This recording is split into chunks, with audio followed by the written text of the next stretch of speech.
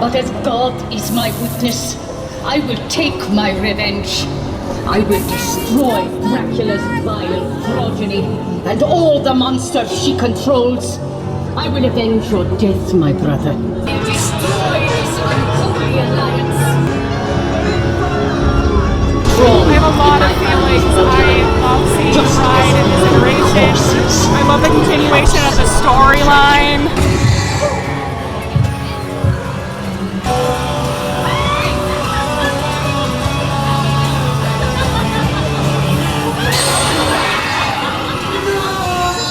If you liked Bride of Frankenstein Lives, like, you're gonna love. This is a great. You're gonna love this. This is good. Yeah. I want to cry. It was so beautiful.